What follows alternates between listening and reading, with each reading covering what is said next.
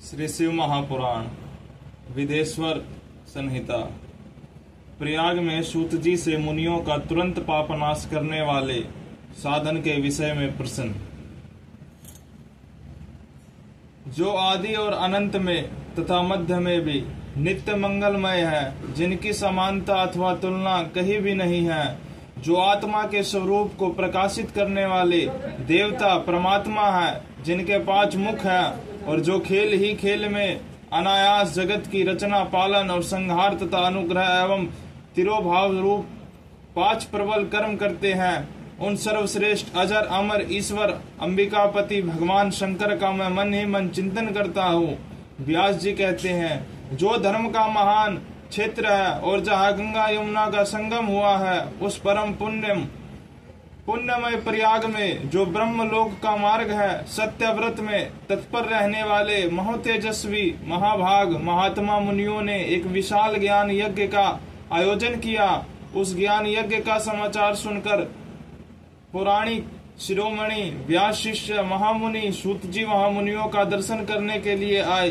सूत जी को आते देख वे सब मुनि उस समय हर्ष से खिल उठे और अत्यंत प्रसन्न चित्त से उन्होंने उनका विधिवत स्वागत सत्कार किया। तत्पश्चात उन प्रसन्न महात्माओं ने उनकी विधिवत स्तुति करके विनय पूर्वक हाथ जोड़कर उनसे इस प्रकार कहा, सर्वज्ञ विद्वान रोमहर्षण जी, आपका भाग्य बड़ा भारी है।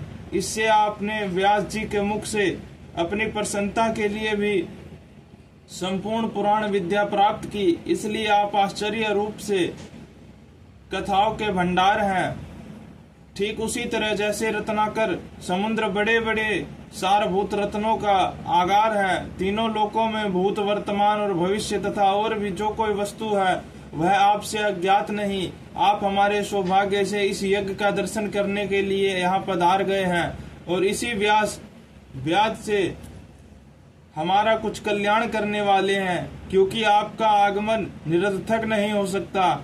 हमने पहले भी आपसे शुभाशुभ तत्व का पूरा वर्णन सुना है, किंतु उससे तृप्ति नहीं होती।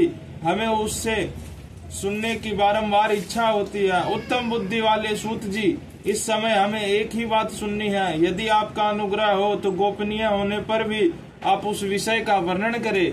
घोर कलयुग आने पर मनुष्य पुण्य कर्म से दूर रहेंगे, दुराचार में फंस जाएंगे और सबके सब सत्य भाषण से मुंह फेर लेंगे, दूसरों की निंदा में तत्पर होंगे, धन को हड़प लेने की इच्छा करेंगे, उनका मन प्राय स्त्रियों आसक्त होगा तथा वे दूसरे प्राणियों की हिंसा किया करेंगे, अपने शरीर को ही आत्मा समझेंगे, मूढ़ नास्तिक और पशु बुद्धि रखने वाले होंगे, माता पिता से द्वेष रखेंगे, ब्राह्मण लोभ रूपी ग्राहक के ग्रास बन जाएंगे, वेद बेचकर जीविका चलाएंगे, धन का उपार्जन करने के लिए ही विद्या का अभ्यास करेंगे और मद से मोहित रहेंगे, अपनी जाति के कर्म छोड़ देंगे, प्राय दूसरों को ठगने, तीनों काल की संध्योपासना दूर रहेंगे और ब्रह्म ज्ञान से शून्य होंगे, समस्त स्त्रिय भी सब धर्म का त्याग करने वाले होंगे, कुसंगी पापी और व्यभिचारी होंगे, उनमें शौर्य का अभाव होगा,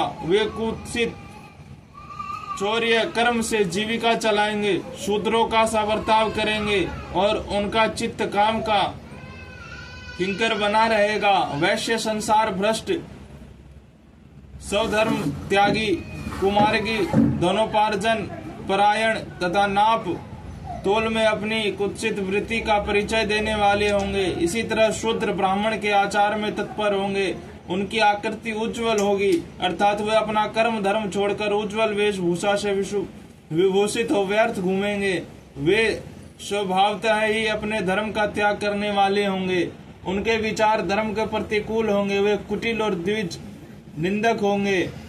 यदि धनी हुए तो कुकर्म में लग जाएंगे, विद्वान हुए तो वाद विवाद करने लगेंगे, अपने को कुलीन मानकर चारों वर्णों के साथ वैवाहिक संबंध स्थापित करेंगे, समस्त वर्णों को अपने संपर्क से भ्रष्ट करेंगे। वे लोग अपनी अधिकार सीमा से बाहर जाकर द्योजित सत्कर्मों का अनुष्ठान करने वाले होंगे।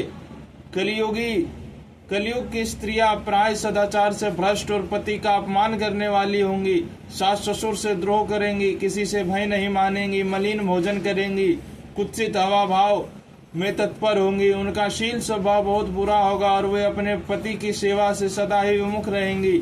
सूत जी, इस तरह जिनकी बुद्धि नष्ट हो गई है, जिन्होंने अपने धर्म का त्याग कर दिया है, ऐसे लोगों को इलोक और परलोक में उत्तम गति कैसे प्राप्त होगी?